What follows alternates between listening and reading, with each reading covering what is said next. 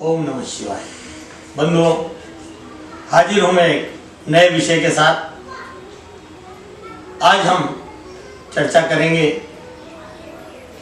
कि हमारे जो कुंडली में अनिष्ट ग्रह होते हैं उनके दोष से हम किस तरह मुक्ति पाएं। बंधुओं, उसके लिए श्रावण मास, इसके अलावा नवरात्रि में देवी के 9 दिन, ये दोनों समय बहुत ही अनुकूल होते हैं। इन दिनों में विधिवत उपाय किया जाए तो 9 दिन के अंदर सभी ग्रहों की प्रतिकूलता समाप्त हो जाती है और हमें सभी ग्रहों की अनुकूलता मिलने लग जाती है। आइए हम इस उपाय के बारे में बात करें। विशेष तौर से जो देवी के उपासक हैं वो ज़्यादा इससे अपना लाभ ले सकते हैं। ऐसा नहीं कि बाकी लोगों को इसका लाभ नहीं होगा, लेकिन होता क्या है कि जिस देव के प्रति हमारी श्रद्धा होती है उसका हम कोई भी कार्य करते हैं तो उसकी श्रद्धा हमारे प्रगाढ़ होती है, जिससे उसका चमत्कारी लाभ देखने को मिलता है। अतः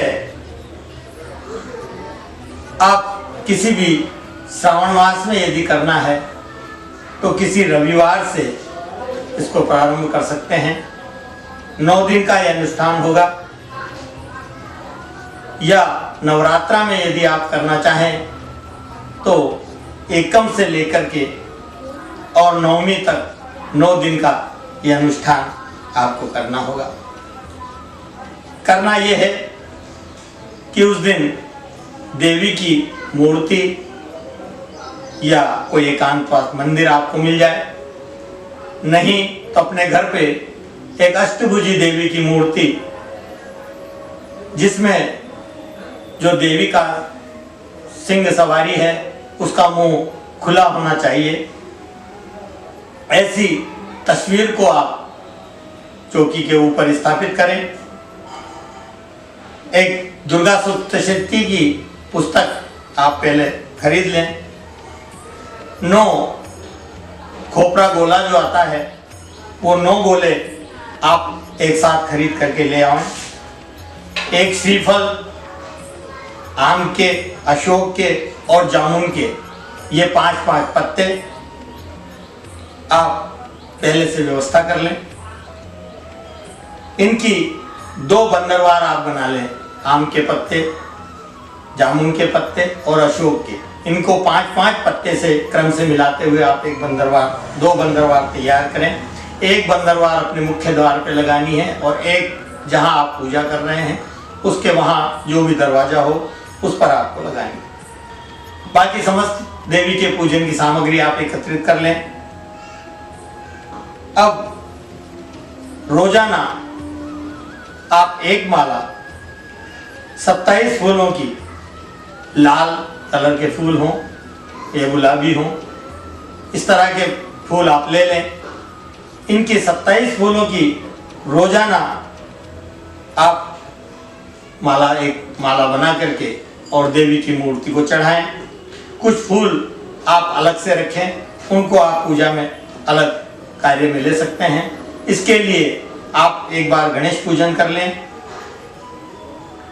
देवी को श्रृंगार की सामग्री जो आती है वो श्रृंगार सामग्री आप चढ़ाएं। उसके साथ इत्र अवश्य चढ़ाएं।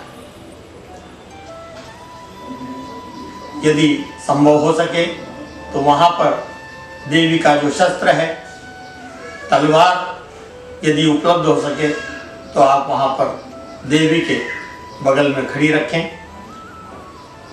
सारी सामग्री से विधिवत पूजन करके पहले दिन पहली बार आप दुर्गा कवच करें, फिर अर्गला स्तोत्र का पाठ करें, फिर कीलक का पाठ करें, उसके बाद कुंजिका स्तोत्र का पाठ करें। यही क्रम आपको रोजाना करना है। और उसके साथ ही एक गोला, जो 9 गोले आपने लिए हैं, उनमें से एक गोला आप गाय के कंडे के ऊपर घी के साथ में होम रोज कर दें। उसे खोपरा कसी पे कस लें और कस के और आप उसका हवन करें। जब अष्टमी के दिन आता है, अष्टमी के दिन रात को आप दुर्गा सप्तशती का पाठ कर लें और नवमी के दिन